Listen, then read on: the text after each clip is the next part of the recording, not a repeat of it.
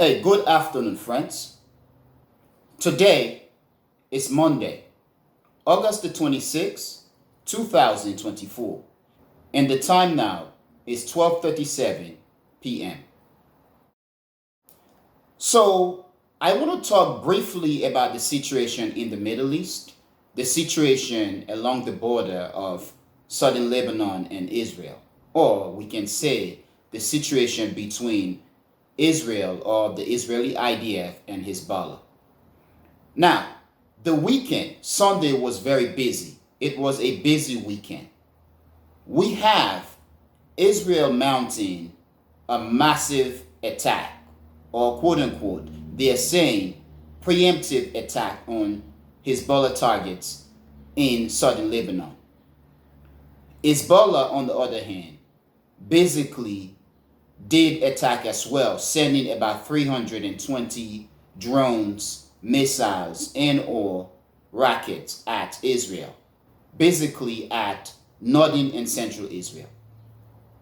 Now, this video or talk or program, however you want to say it, is going to be the first video for the playlist series, Israel.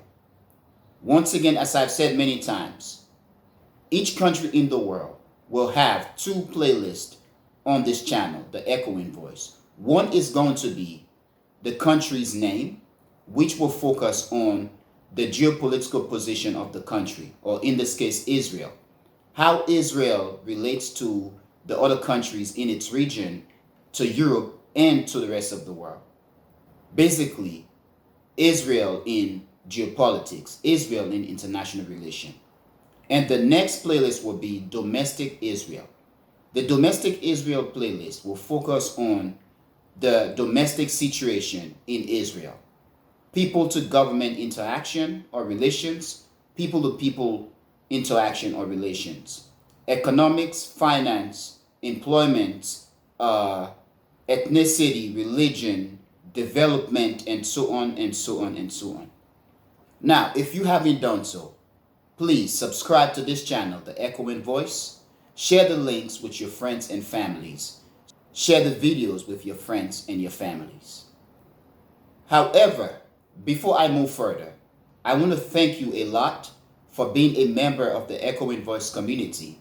And I also want to thank you a lot for watching the Echoing Voice. Now, in terms of the activities, okay, or the event, the situation between Hamas and Israel, the negotiation taking place in Cairo, in Egypt, continues. And both sides are saying that the situation between Hezbollah and Israel in southern Lebanon will not derail the negotiation going on in Egypt, in Cairo, Egypt. Now, in terms of the situation between Israel and Hezbollah, Hezbollah carried out what it claims to be a retaliation for Israel's assassination of one of Hezbollah's military leaders or commanders about a month or so ago. And it is said that the retaliation is complete as of now, but there are hints that there could be more. In terms of Israel, Israel is claiming that its attack on southern Lebanon, on Hezbollah targets in southern Lebanon, was a preemptive strike because it detected that Hezbollah was about to carry out mass attack on Israel. And Israel is also saying that in its attack on Hezbollah's targets in southern Lebanon, that it managed to destroy about 1,000 or more of rocket launches and so on and so on. Now, in terms of Israel's attack, it was massive to the point where many observers of international relations, many influencers, many diplomats, scholars, and experts are saying the activities between Israel and Hezbollah this past weekend, was enough to create further escalation, okay, that it basically stood at a point where it could have derailed the ongoing talks in Egypt between Hamas and Israel. But I want to talk briefly about my observation in terms of Israel's attack.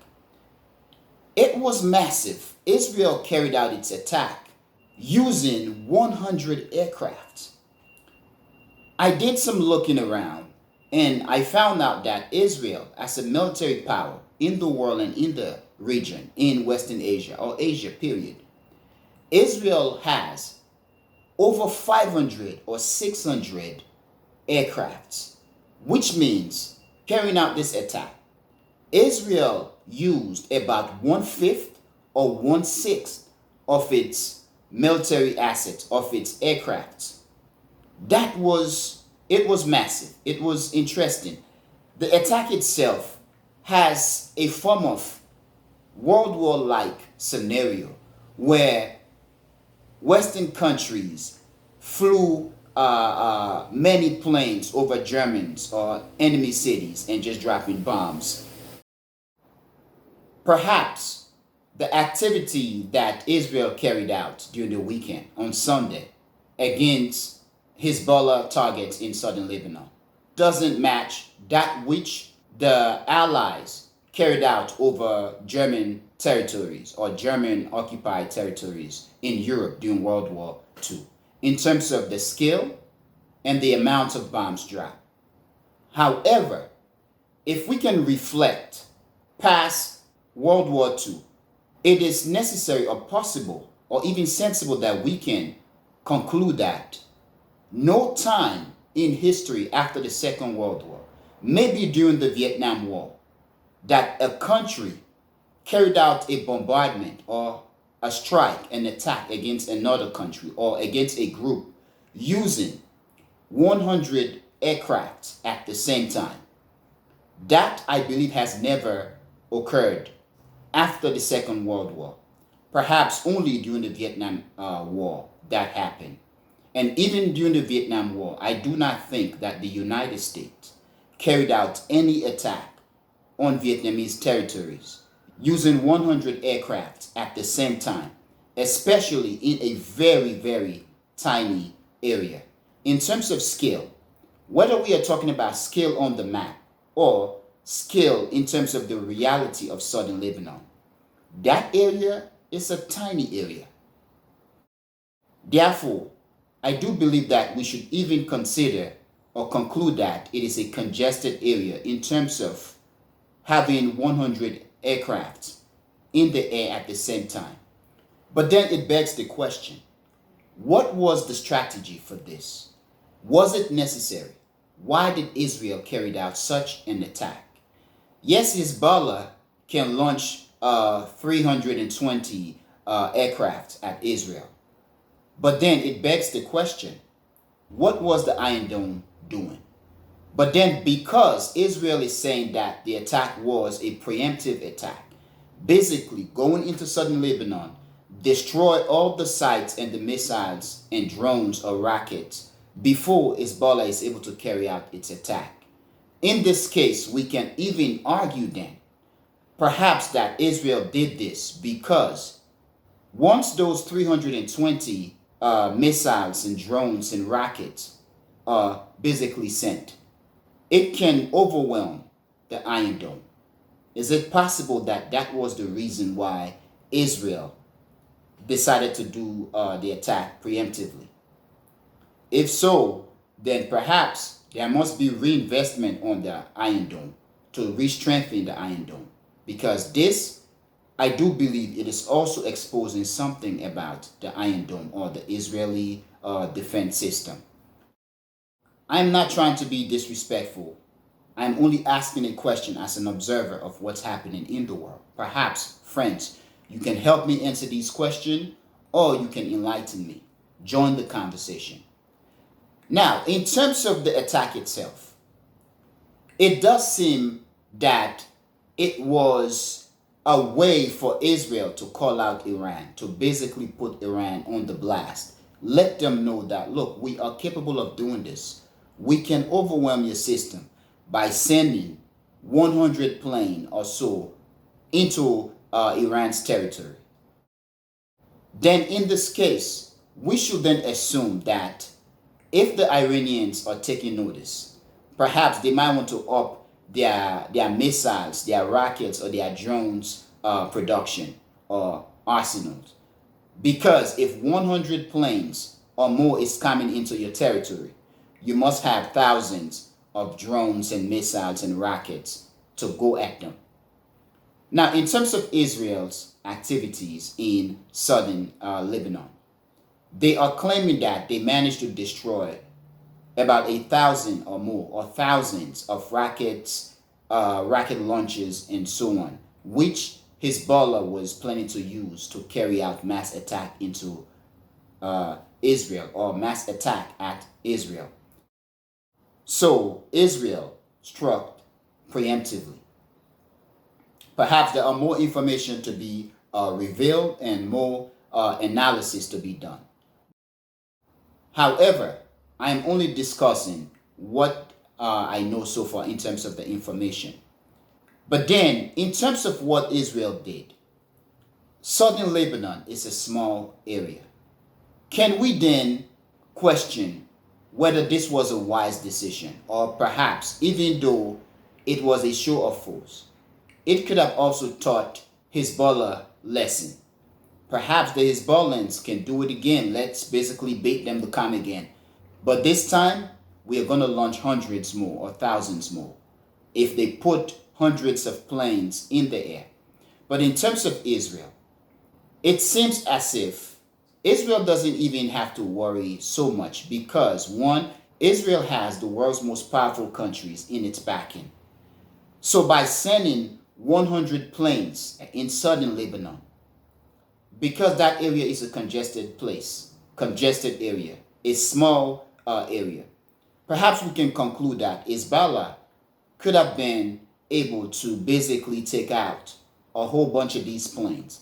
And had that been the case, it seems we can say that Israel could have still been able to replenish, especially dealing with the fact that it has the backing of the world's most powerful countries, economies, and militaries that could continue to basically supply Israel with munition to fight off its enemies in the Middle East.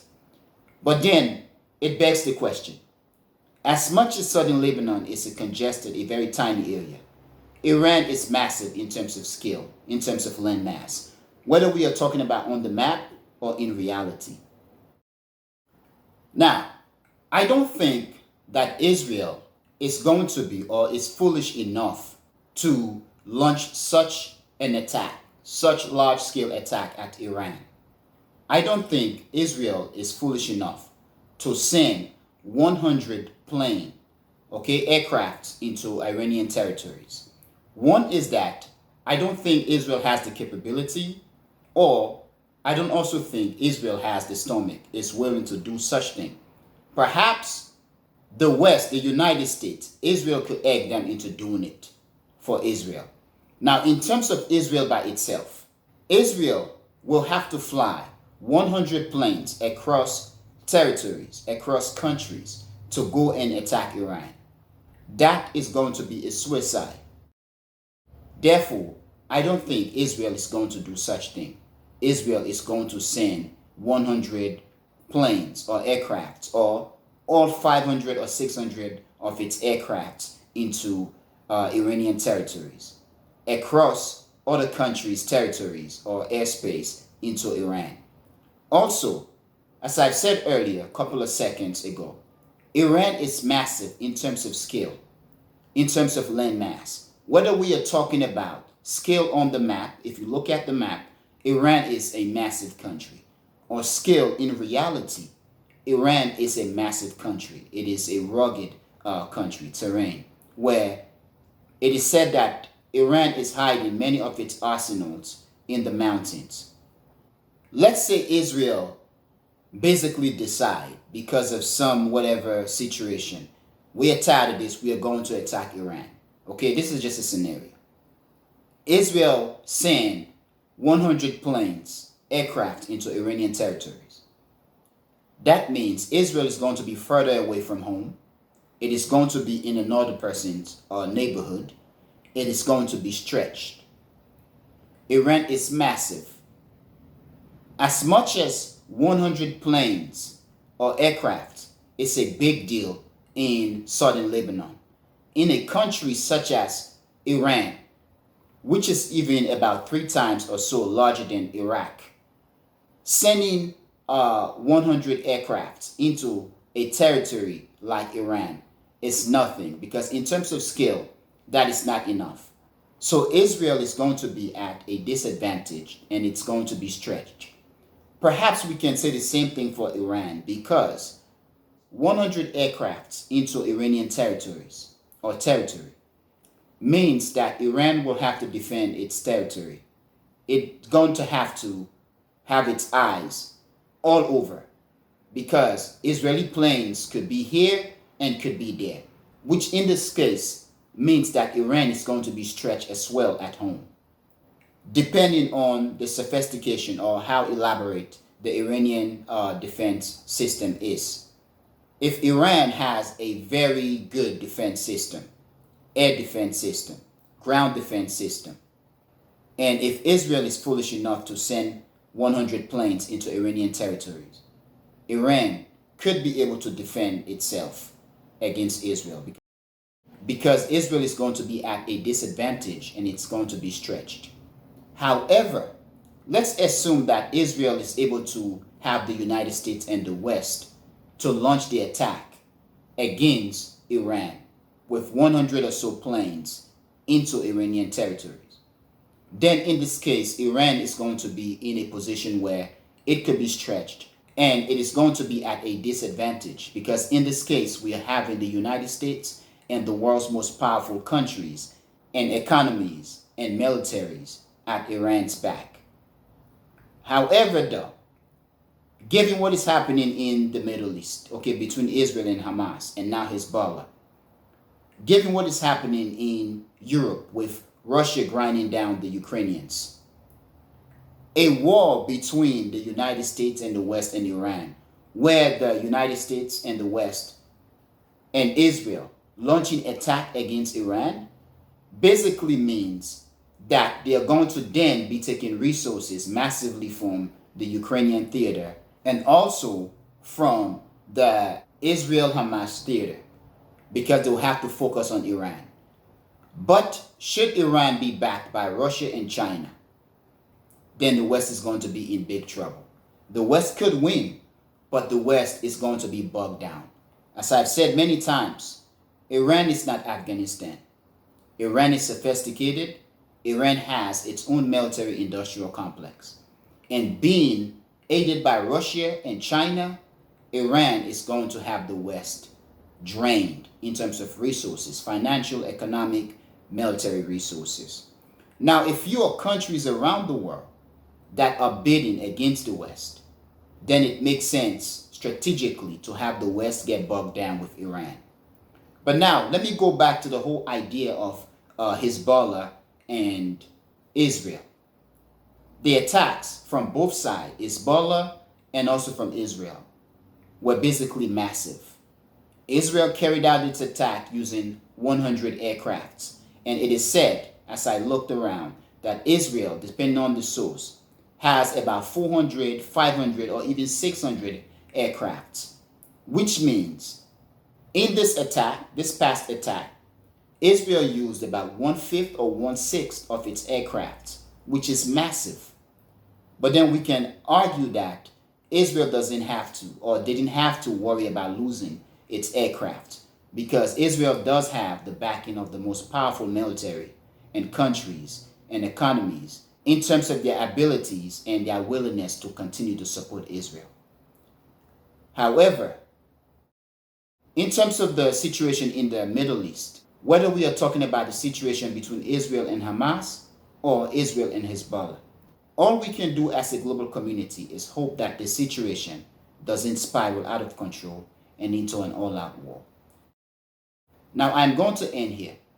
Thank you very much, my friend, for being a member of the Echoing Voice community. And thank you very much for watching the Echoing Voice. Peace.